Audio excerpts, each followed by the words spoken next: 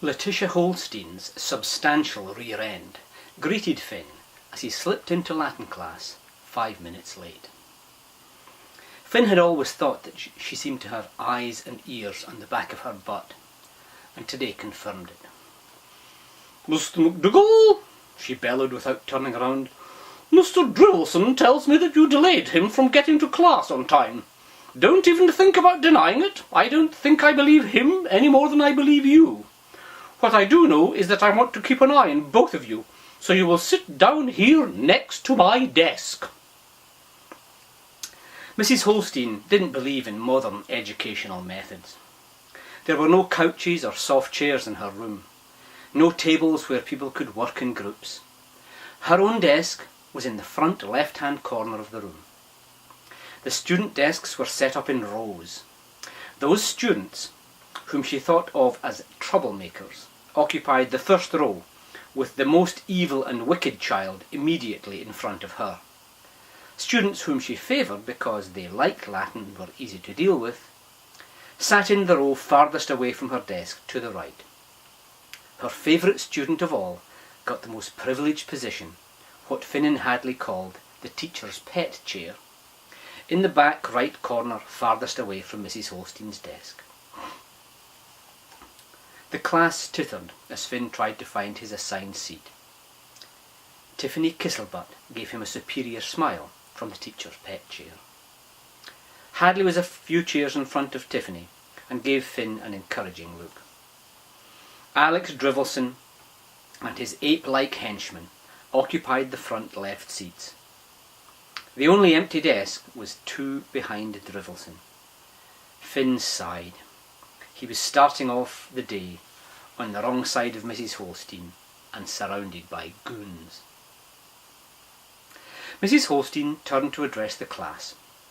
Her plump round face, with its small puffy eyes, bulbous nose and red lips, reminded Finn of an overstuffed fruitcake, except less appealing. Her grey hair was pulled back in a bun. She covered her ample body with a tent-like smock in a faded floral print smudged with chalk.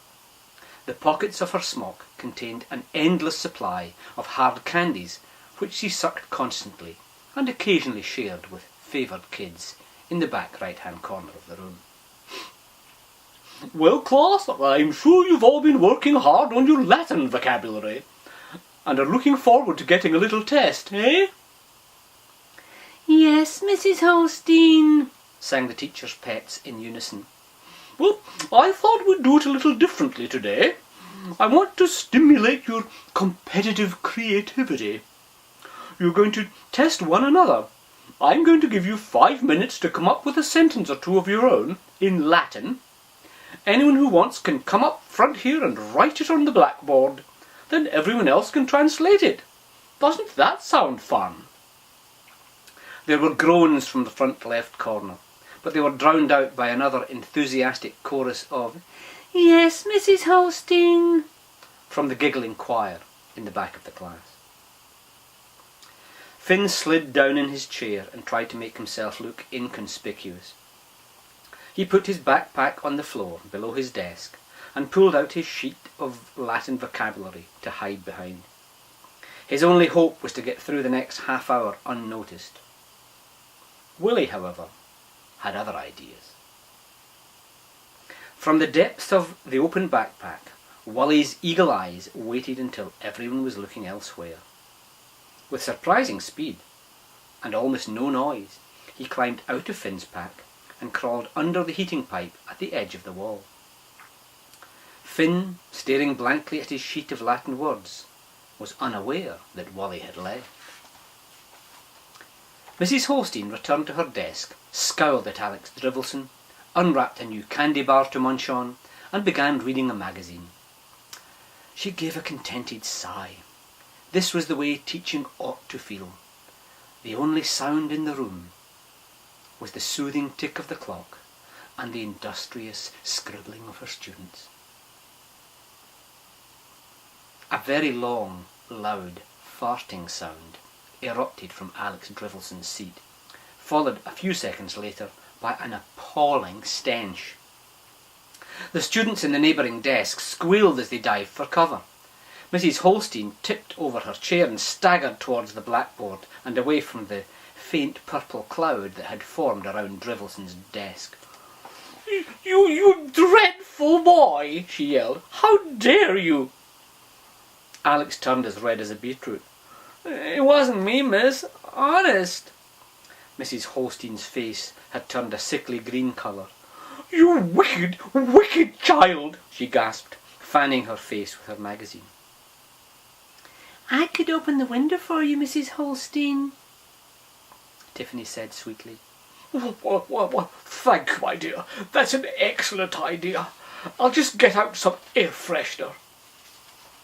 Mrs. Holstein turned her back on the class to look for the air freshener in the closet next to the blackboard.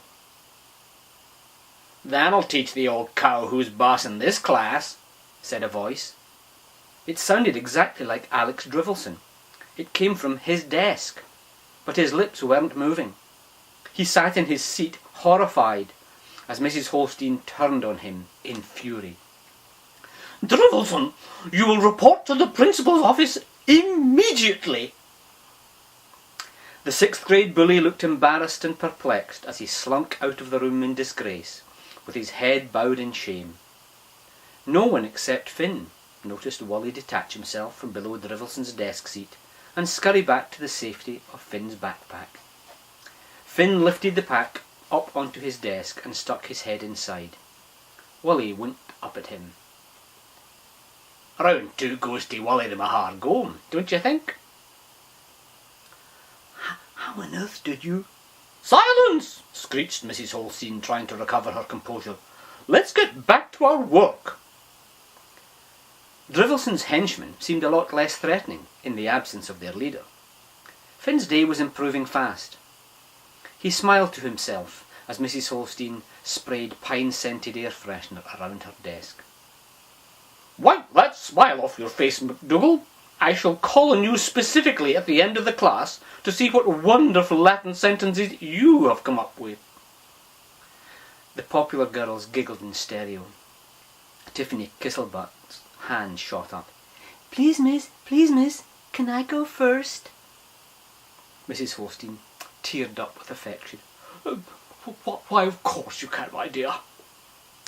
Tiffany stepped slowly and carefully to the front of the room, making sure that everyone got a close look at her latest new outfit of fashionable clothes.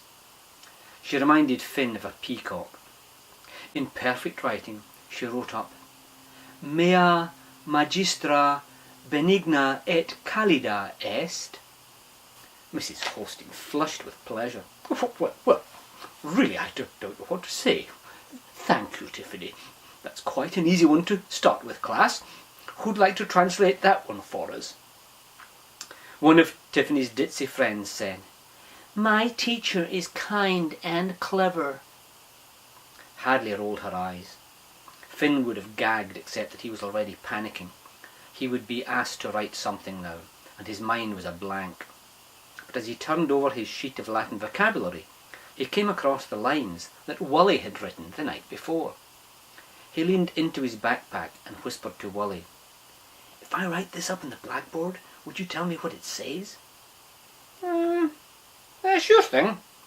Write it nice and clear, though. It's a wee bit tricky, Wullie said innocently. Mrs. Holstein's voice cut through the room. Mr. McDougall, kindly get your head out of your backpack. Come over to the blackboard and give the class the benefit of your wisdom. Finn took the sheet to the board and carefully copied Wullie's words. E vile ergo fortibus es in arro. Ne vile es nobis es trux. As he sat down again, Finn felt a little nervous. The teacher's pets were staring at the blackboard in silence. Mrs. Holstein was frowning. Even Hadley looked confused. An uncomfortable silence continued for several long seconds before Tiffany Kisselbutt raised her hand. Mrs. Holstein, can you help us, please? Some of these are words we haven't even been given yet. She glared over at Finn. Well, yes, I'll do what I can, Tiffany. Some of these are good Latin words, but the sentences don't exactly fit together. I fear that Mr. McDougall may have been trying too hard to impress us. Villis, or ville, means cheap or inexpensive. Something common or worthless, perhaps. Ergo means therefore, or in consequence. Fortis means brave, so perhaps MacDougall was trying to say very brave. And of course you should all know the verb arrow, which means to plough or till the soil. So the first sentence is trying to say, with inexpensive, therefore very brave in ploughing, or something like that. The class giggled. Hadley tried to come to Finn's rescue. Perhaps Finn is saying it is dangerous to plough the field with inexpensive equipment. Therefore anyone who does so is very brave. Could that be it? Very inventive, Miss Kobayashi, said Mrs. Holstein. Then what do you make of the second part? I'm not sure about nobis, but nobilis means remarkable, and trux is savage, grim, or fierce. Hadley could feel her neck glowing red with embarrassment as Tiffany and her friends sniggered behind her back. Could it be nothing inexpensive is remarkable? It is fierce or grim? Oh, that is a noble effort. Miss Kobayashi, I'm not sure that MacDougall deserves it. She turned to Finn. Go on then, boy, don't be shy. Enlighten us.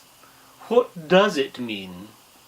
Her voice dripped with sarcasm and danger. Finn laid his head onto the folded arms on his desk, bringing his ear in line with the opening in his backpack. Wullie's whispers felt like a bee buzzing in his ear. Well, Mrs. Holstein, it's a conversation between two little Scottish boys standing on a street corner in ancient Rome, he began. The air in the room became very still. All eyes were on Finn. He continued nervously. The first boy says, "Hey, Wullie, there go 40 buses in a row." Hadley's mouth opened in horror, disbelief and amusement as her friend blundered on. And his friend replies, "Nay, Wullie, they's no buses, they's trucks."